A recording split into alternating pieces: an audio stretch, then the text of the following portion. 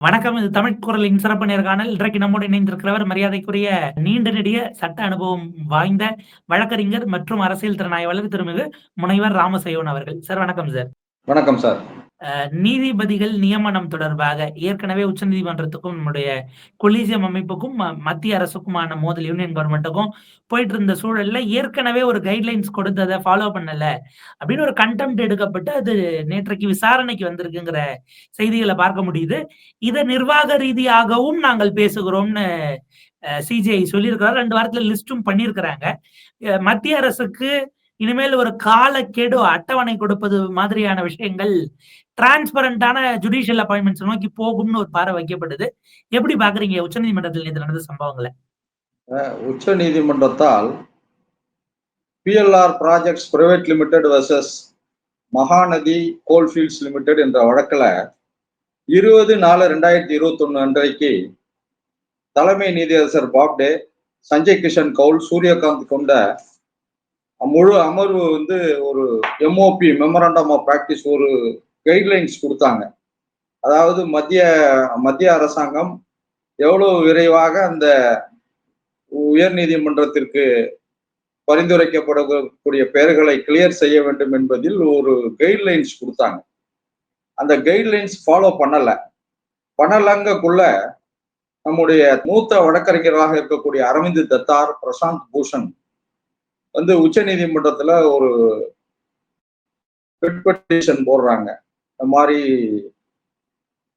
மத்திய அரசு ஒரு காலக்கெடுவுக்குள் கொலியத்தால் பரிந்துரைக்கக்கூடிய பெயர்களுக்கு ஒப்புதல் அளிக்க வேண்டும், அதற்கு ஒரு காலக்கெடு போட வேண்டும் என்று சொல்லி தாக்கல் செய்த மனுக்கள் அனைத்தும் கடந்த 5/12/2023 அன்றைக்கு நீதியரசர் எஸ்கே சஞ்சய் கிஷன் கவுல் முன்பு பட்டியலிடப்பட்டு பின்பு அந்த பட்டியலிலிருந்து அது நீக்கப்பட்டு விட்டது. அதன் பிறகு ஏறத்தாழ 2 ஆண்டுகள் என்ன ஆனது என்று தெரியாத சூழலில் நேற்றைய தினம் தலைமை நீதியரசரிடம் அரவிந்த் தத்தார் மற்றும் பிரசாந்த் பூஷன் மூத்த வழக்கறிஞர்கள் இது போன்று கொலிஜியத்தால் பரிந்துரைக்கக்கூடிய நீதிபதிகள் பதவிக்கு உயர் நீதிமன்ற நீதிபதிகள் பதவிக்கு பரிந்துரைக்கக்கூடிய பெயர்கள் காலதாமதமாகிறது.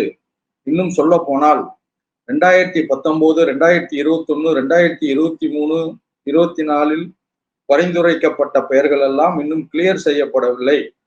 இதற்கு ஒரு காலக்கெடு நிர்ணயம் செய்ய வேண்டும் என கோரிக்கை விடுத்தார்கள். பிரசாந்த் பூஷன் ஒரு படி மேலே போய் எப்படி உச்ச நீதிமன்றம் ஆளுநருக்கு மசோதாக்களுக்கு ஒப்புதல் அளிப்பதற்கு ஒரு காலக்கெடு நிர்ணயித்ததோ அதுபோல் நிர்ணயிக்க வேண்டும் என கேட்டுக்கொண்டார்.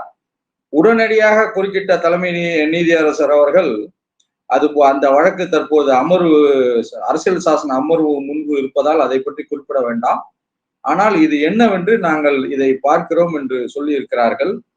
இந்த வரலாறை பார்த்தீங்கன்னா கிட்டத்தட்ட 1080 உயர்நீதிமன்ற நீதிபதிகள் இந்தியா முழுவதும் உள்ள உயர் நீதிமன்றங்கள்ல இருக்காங்க. இதுல பெரும்பாலும் இன்னைக்கு 664 நீதிபதிகள் தான் இன்னைக்கு அந்த பதவியில இருக்காங்க. 416 நீதிபதிகள் இடங்கள் காலி இடங்களாக இருக்கிறது. அதுல அரசிடம் இந்த பரிந்துரைக்காக கிட்டத்தட்ட 196 பேர் இருக்கு அப்படிங்கிற ஒரு ஸ்டாட்டிஸ்டிக்கல் இது சொல்றாங்க. இதுல பாத்தீங்கன்னா ரொம்ப கொடுமையிலும் கொடுமை என்னன்னா 2019 பரிந்துரைக்கப்பட்ட பெயர்கள் எல்லாம் இன்னும் கிளியர் செய்யப்படவில்லை என்றால் அவர்களுக்கு பின்னாலே பரிந்துரைக்கப்பட்ட நபர்கள் எல்லாம் நீதிபதிகளாக நியமனம் செய்யப்பட்ட பிறகு ஜூனியர்ஸ் நியமனம் செய்யப்பட்ட பிறகு சீனியர்ஸுக்கு கொஞ்சம் கஷ்டமா இருக்கும். இதுல பாத்தீங்கன்னா 2 உயர் நீதிமன்றங்கள்ல சிக்கல் இருந்தது. பம்பாய் உயர் நீதிமன்றத்திலிருந்து ஏப்ரல் 2024 4 மூத்த வழக்கறிஞர்களை உயர் நீதிமன்ற கொலிஜியம் ரெக்கமெண்ட் பண்ணி அதன்படி உச்ச நீதிமன்றமும் கொலிஜியமும் ரெக்கமெண்ட் பண்ணுது. ராஜேஷ் தத்தார், சச்சின் தேஷ்முக், கௌதம் அன்கட், மகேந்திரா நெர்லிகர், இந்த 4 பேர் அவங்க பரிந்துரை செய்யும் பொழுது இதுல முதல் பேரு ராஜேஷ் தத்தார்.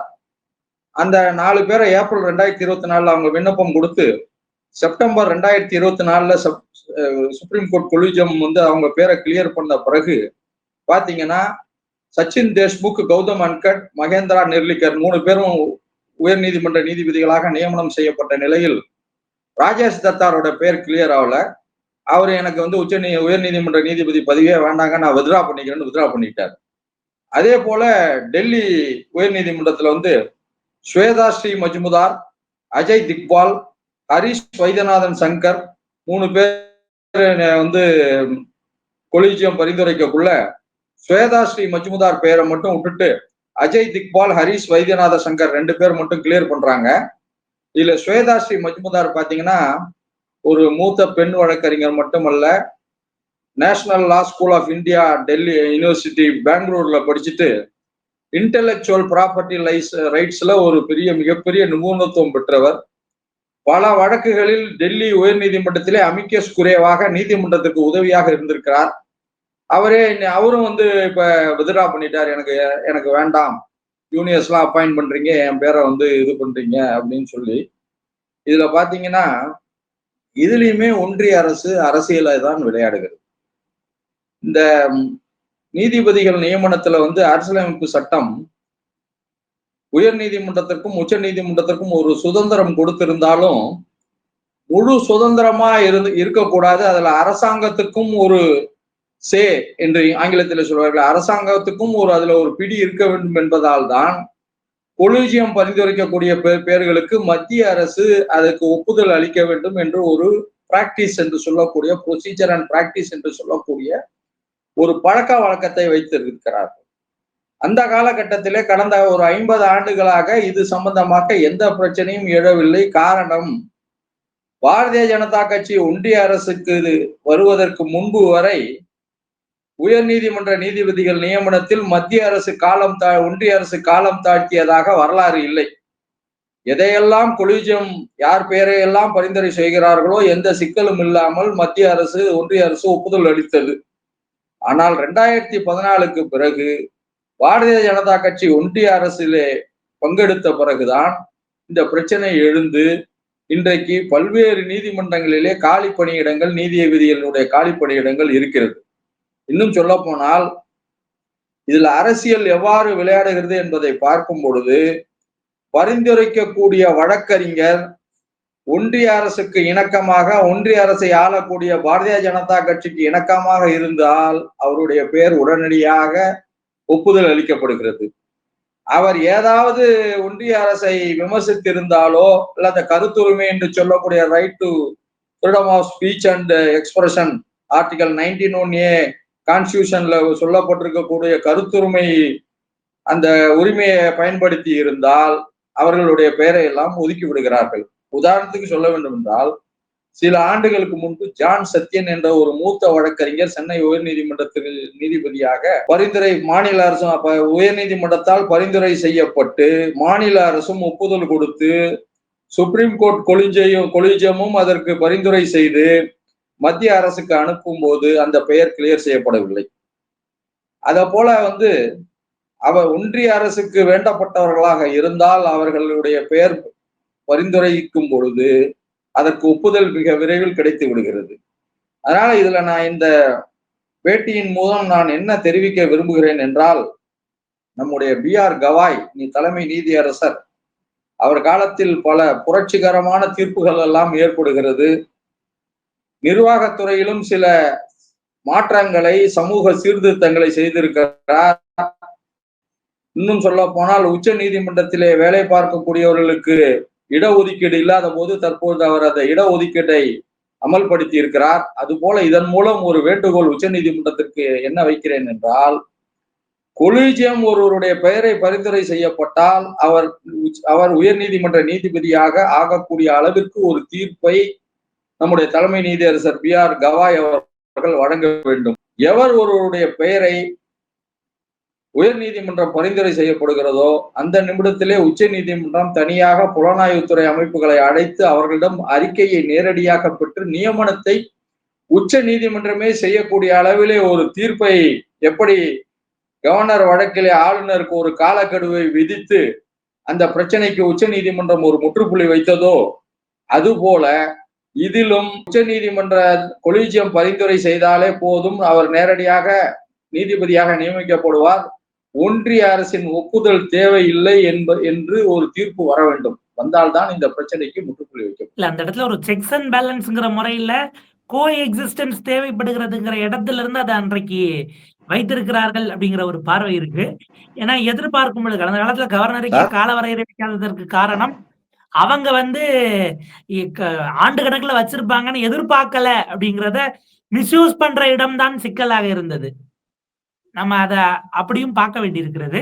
இப்ப இதற்கு முன்பாக கொடுக்கப்பட்ட 3 நீதிபதிகளுடைய அந்த தீர்ப்புல சில கைட்லைன்ஸ் ஃப்ரேம் பண்ணியிருக்கிறாங்க. குறிப்பாக இந்தந்த ப்ராசஸ் இவ்வளோ காலங்களுக்குள்ள நடக்கணும் அப்படிங்கிற விஷயம் பேசப்படுது இல்லைங்களா? அந்த மாதிரி எதுவும் கைட்லைன்ஸ் இதுக்கு முன்பாக இருக்கிறதா? கொடுக்கப்பட்டிருக்கா சார்? அந்த 20/4/2021 பாப்டே தலைமையிலான அமர்வு என்ன சொல்லியிருக்காங்கன்னா, ஃபார்வர்ட் பண்ணி 8 இருந்து 12 வாரங்களுக்குள் அவர்களுடைய கருத்துக்களை பெற வேண்டும். அதுல சில காலக்கெடுவெல்லாம் சரியா வச்சு கடைசியா என்ன சொல்லியிருக்காங்கன்னா, அதுல வந்து if the Supreme Court after consideration of the aforesaid inputs still reiterates the recommendations unanimously, such appointment should be processed, appointment should be made within 3 to 4 weeks அப்படின்னு சொல்லி ஒரு காலக்கெடு அதுல வச்சிருந்தாங்க. அந்த காலக்கெடு பின்பற்றப்படவில்லை என்பதால் தான் இப்பொழுது இந்த பிரச்சனை எழுந்திருக்கிறது. இதுல நம்மளுடைய தலைமை நீதியரசர் கவாய் நேற்று என்ன சொல்லியிருக்காருன்னா, இந்த மாதிரி நிர்வாக ரீதியாக நீதிபதிகள் நியமனத்தில் ஏற்படுகின்ற காலதாமதங்களை குறித்து விரைவில் உச்ச நீதிமன்றம் ஒரு முடிவெடுக்கும்னு சொல்லியிருக்காரு. நிச்சயமாக விரைவில் ஒரு நல்லதொரு முடிவை உச்ச நீதிமன்றம் தரும்னு நினைக்கிறேன். என்ன காரணம்னா, இன்னைக்கு கிட்டத்தட்ட ஒரு 30 to 40% ஜட்ஜஸ் ஹைகோர்ட்ல இன்னைக்கு வந்து வேக்கண்டா இருக்காங்க. ஆல்ரெடி நீதிமன்றங்கள்ல வந்து வழக்குகள் நிறைய நிலுவையில் இருக்கும் பொழுது நீதிபதிகள் இடங்களும் காலி இடங்களாக இருந்தால் மக்களுக்கு நீதி கிடைப்பதில் தாமதம் ஏற்படும். எஸ்.ஏ. பாப்டே அவர்களுடைய அந்த தீர்ப்புல குறிப்பிடக்கூடியது நம்ம பார்க்க வேணும்னா, ஒரு முறை நீங்க திரும்ப அனுப்பலாம். அதுவும் குறிப்பிட்ட ஐபி ரிப்போர்ட்ஸோ என்ன கிரவுண்ட்ஸ்ங்கிறத சொல்லி அவர் வேண்டாங்கிறதுக்கான விஷயங்களை நீங்க கொடுக்கணும். கொலீஜியம் அதை மீண்டும் திரும்ப அனுப்பினால் பெயரை ஏற்றுக்கொள்வதை தவிர உங்களுக்கு வேறு வழி இல்லை அப்படிங்கிற ஒரு விஷயத்தையும் அந்த தீர்ப்புல 3 நீதிபதிகள் குறிப்பிடுகிறார்கள். அது கிட்டத்தட்ட கவர்னருக்கானதை போல ஒரு முறைனா நீங்க திரும்ப அனுப்பலாம். அதை அப்படியே மறுபடியும் சட்டமன்றம் கூடி நிறைவேற்றி அனுப்பினால் உங்களுக்கு வேறு வழி இல்லை என்கிற இடத்திற்கு அது இனிமே செட்டில்டு பொசிஷன் அப்படின்னுட்டு லீகல் பொசிஷன் நோக்கி நகர்த்துறாங்க. அந்த தேவை வந்துருச்சுன்னு பார்க்கணுமா நிறைவா? நிச்சயமா அதுல என்ன சொல்லியிருக்காங்கன்னா, ஒரு தடவை நீங்க வந்து திருப்பி அனுப்பி நாங்க திருப்பி அதே பெயரை வந்து கிளியர் பண்ணி அனுப்புனா அதை ஒப்புதல் கொடுக்கணும்னு சொல்லியிருக்காங்க. அந்த தீர்ப்பை வந்து ஒன்றிய அரசு ஏற்றுக்கொண்டதாக தெரியவில்லை. அந்த ஒன்றிய அரசு ஏற்றுக்கொண்டிருந்தால் இந்த டெல்லி உயர் நீதிமன்றத்துல பரிந்துரைக்கப்பட்ட பெயர்களும் மும்பை உயர் நீதிமன்றத்துல பரிந்துரைக்கப்பட்ட பெயர்களும் நிச்சயமா வந்து எல்லார் பேருமே கிளியர் ஆயிருக்கும். அதனால இந்த நீங்க சொல்ற மாதிரி கவர்னர் தீர்ப்புல எப்படி ஒரு காலக்கெடு வச்சு இல்லைன்னா டீம்டு டு பி கிவன் அசன்ட்ங்கிற மாதிரி இதுலயுமே ஒன்றிய அரசுக்கு வந்து உச்ச நீதிமன்றம் வந்து நாங்கள் கொலீஜியம் பரிந்துரைக்கக்கூடிய பெயர்களுக்கு 8 வாரங்களுக்குள் நீங்கள் ஒப்புதல் அளிக்காவிட்டால் அது டீம்டு டு பி கிவன் அசன்ட்ங்கிற மாதிரி டீம்டு டு பி பர்மிட்டட் ஒப்புதல் அளித்ததாக ஏற்றுக்கொண்டு நேம்ஸை கிளியர் பண்ணி நாங்க பதிவேற்க வச்சிருவோங்கிற மாதிரி ஒரு கடுமையான உத்தரவு பிறப்பிக்கணும். பாப்டே தீர்ப்பே நல்ல தீர்ப்பு. அதுல ஒன்றிய அரசுக்கு பல வழிகாட்டும் நெறிமுறைகளை மெமரண்டம் ப்ரொசீஜர்லாம் கொடுத்திருக்காங்க. நிச்சயமாக பி.ஆர். கவாய் காலத்தில் இதற்கும் ஒரு முற்றுப்புள்ளி வைக்கப்பட்டு நீதிபதிகள் நியமனத்திலும் நல்லது நடக்கும் என நம்புகிறோம். முன்பு வந்து கொலீஜியம் எதற்காக பரிந்துரை செய்தது, ஏன் அதை நிராகரித்தது என்பது வெளியே தெரியாது. தலைமை நீதியரசர் சந்திரசூட் காலத்துலதான் உச்ச நீதிமன்றமே இவர்களை எல்லாம் நாங்கள் இன்ன காரணத்திற்காக பரிந்துரை செய்திருக்கிறோம், இந்த காரணத்திற்காக இவர்களை நிராகரித்திருக்கிறோம் என தெளிவாக கொலீஜியத்துடைய பரிந்துரைகள் எல்லாம் டிரான்ஸ்பரண்டா வெளியில வர தொடங்கியுள்ள நிலையில தற்பொழுது உச்ச நீதிமன்றத்தின் கொலீஜியம் மீது எந்த விமர்சனமும் இல்லை. ஏன்னா டிரான்ஸ்பரண்ட் ஆயிட்டு ஏன் ஒருத்தரை வந்து பரிந்துரைக்கிறோம், ஏன் நிராகரிக்கிறோம் என்பதை காரணத்தை தெளிவாக குறிப்பிட்டு மக்களுக்கு தெரிவித்து விடுகிறார்கள். ஆனால் ஒன்றிய அரசு மட்டும் ஏன் ஒப்புதல் அளிக்க காலதாமதப்படுத்துகிறது என்பதற்கு தெளிவான விளக்கம் ஒன்றிய அரசிடம் இல்லை. கொலீஜியம் டிரான்ஸ்பரண்டா இருக்கக்குள்ள ஒன்றிய அரசும் டிரான்ஸ்பரண்டாக மக்களுக்கு தெரிவிக்க வேண்டும். அதுதான் ஒரு நல்ல அரசினுடைய ஒரு உதாரணமாக இருக்க முடியும். அண்ணல் அம்பேத்கர் கண்ட கனவு அப்பதான் நிறைவேறும். ஒன்றிய அரசும் நம்ம சுப்ரீம் கோர்ட் கொலிஜியம் எப்படி டிரான்ஸ்பரண்டா இவர்களை நாங்க ஏன் இவங்களை பரிந்துரைக்கிறோம், அவர்களுடைய சாதகங்கள் என்ன, ஏன் இவர்களை நிராகரிக்கிறோம், என்ன பாதகங்கள் என்பதை தெளிவாக கொடுத்து கொண்டிருக்கிறார்கள் தற்போது கடந்த 2-3 வருடங்களாக.